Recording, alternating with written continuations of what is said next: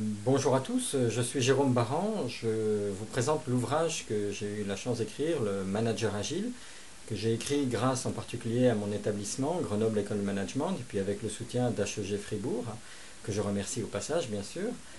Cet ouvrage part de l'analyse de l'évolution, ou plutôt de la transformation je trouve, de notre société, et j'ai voulu y exprimer une conviction très forte que le monde dans lequel nous vivons aujourd'hui n'a sans doute plus grand chose à voir avec le monde d'hier, et en particulier à cause de l'introduction puis la généralisation des technologies de l'information. Mais mon but n'était pas de parler tellement des technologies de l'information, mais de retenir les caractéristiques principales de ce monde nouveau qui se fait jour. Alors pour moi, il s'agit d'un changement de système avec une intensité particulière sur ce mot système qui me tient à cœur et que je présente dans l'ouvrage. Et en particulier, je retiens que nous vivons dans plus de complexité, plus de vitesse, plus d'interdépendance entre tous les éléments de cette complexité, à cause notamment de ces systèmes d'information, ou grâce à ces systèmes d'information, plus d'incertitude du coup, puisque beaucoup de choses sont en train de changer et de vivre même des bouleversements majeurs parfois, aussi bien au niveau politique, technologique, réglementaire, et tous les hic qu'on peut imaginer dans notre vocabulaire. Et puis et surtout, pour moi, un point très très fort, c'est plus d'individualité.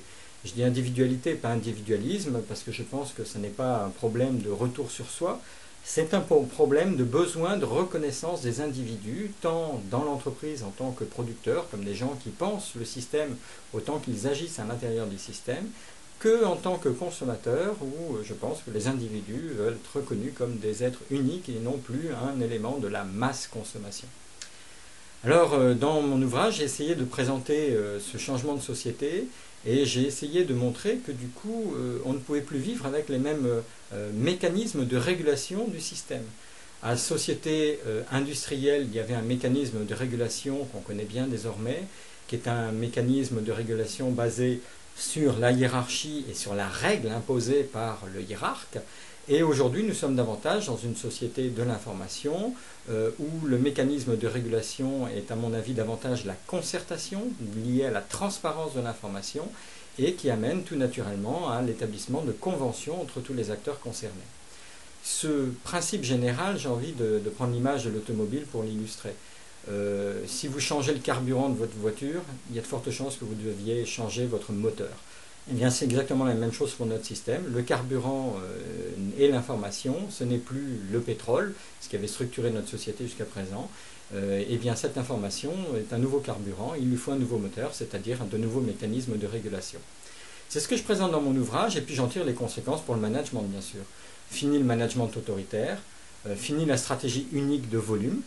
Pour moi, il faut désormais développer des stratégies multiples, volume, valeur, évidemment, les deux simultanément, ce qui pose problème parce qu'on a appris comment organiser et manager une entreprise dans une logique ou dans l'autre, mais pas dans les deux simultanément.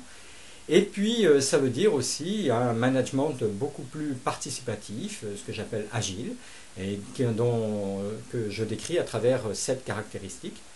L'anticipation, face aux ruptures, il faut anticiper. Il faut aussi anticiper les ruptures que les comportements que l'on a, les décisions que l'on prend qui ont un impact à 2, 3, 4 périodes plus loin. Il faut davantage coopérer, davantage innover, davantage développer une culture client, davantage développer une offre globale qui n'est plus seulement de produits ou de services, mais qui implique également l'information, la formation, la relation particulière qu'on développe avec son client. Évidemment, manager la complexité et pour cela placer ces managers face à une complexité raisonnable. Et enfin, développer une culture du changement parce que je pense qu'il est inutile de chercher à manager le changement dans une période où il n'y a que des changements.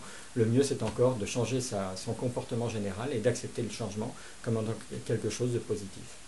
Voilà, c'est une présentation très très brève. Je m'en excuse. J'espère qu'elle vous a cependant donné assez envie de lire cet ouvrage. Merci.